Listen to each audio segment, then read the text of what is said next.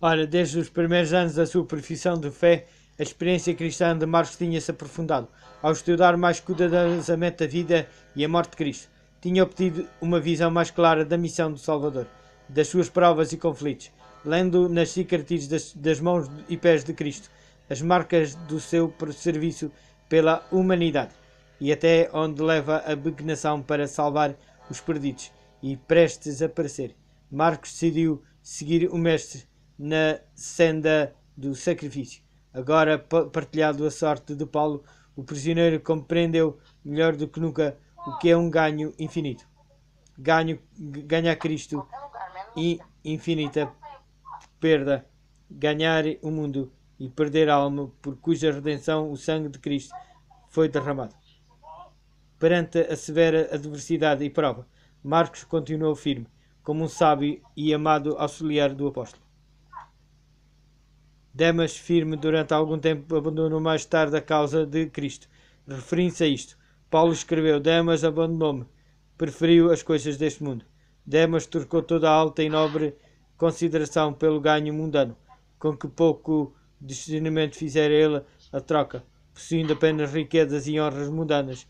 Demas era de facto pobre, por muito que pudesse orgulhosamente dizer que era seu, enquanto Marcos, escolhendo sofrer por amor de Cristo, possuía riquezas eternas, sendo considerado no céu como herdeiro de Deus e co-herdeiro do seu Filho. Entre os que deram o coração a Deus por intermédio do trabalho de Paulo, em Roma estava Onissimo, um escravo pagão que tinha lesado o seu senhor Filemão, crente cristão de Colosso, e fugido para Roma. Bondosamente Paulo procurou aliviar a pobreza e angústia do infeliz fugitivo, e depois procurou derramar a luz da verdade na sua mente obscurecida. Onésimo ouviu as palavras da vida e confessou os seus pecados e converteu-se à fé em Cristo. Onésimo tornou-se precioso para Paulo pela sua piedade e sinceridade, mas também pelo seu terno cuidado pelo conforto do apóstolo e o seu zelo em promover a obra do Evangelho.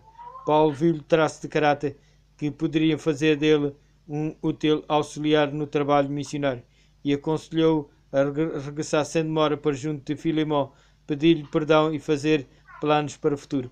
O apóstolo prometeu responsabilizar-se pela soma que tinha sido roubada a Filemão, preparando-se para enviar Tito com cartas para várias igrejas na Ásia Menor. Enviou com ele Onissome.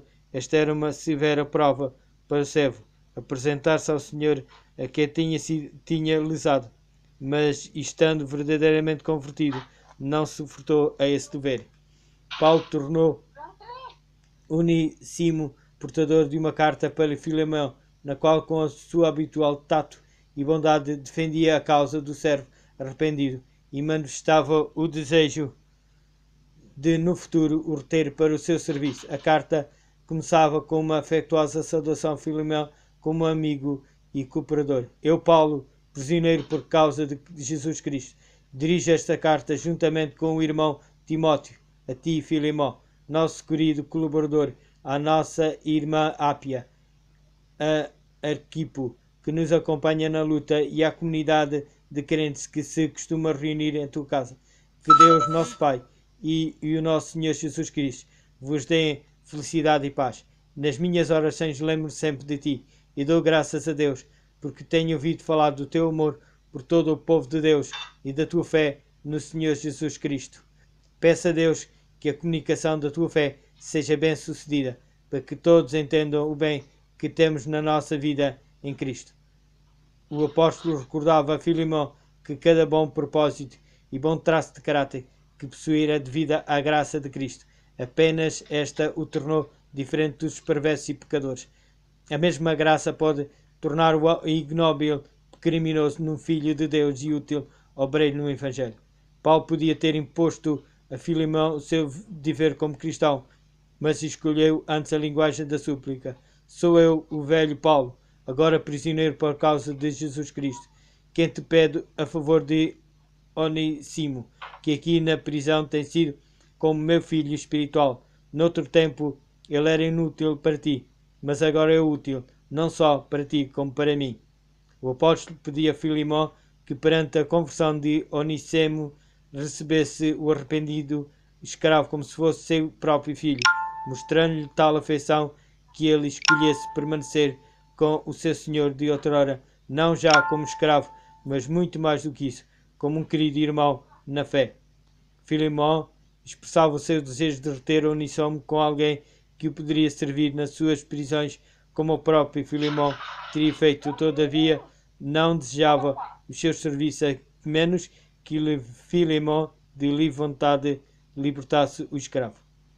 O apóstolo conhecia bem a severidade que os senhores usavam para com os seus escravos, e sabia também que Filemão estava grandemente indignado pela conduta do seu servo. Procurou escrever-lhe de maneira a despertar os seus mais profundos e ternos sentimentos como cristão. A conversão de Onissimo fizera dele um irmão na fé, e qualquer punição aplicada ao seu novo converso seria considerada por Paulo como aplicada a si próprio. Paulo decidiu voluntariamente assumir o débito de Onissimo para que o criminoso fosse poupado ao sofrimento da punição e pudesse de novo alegrar-se nos princípios que tinha rejeitado.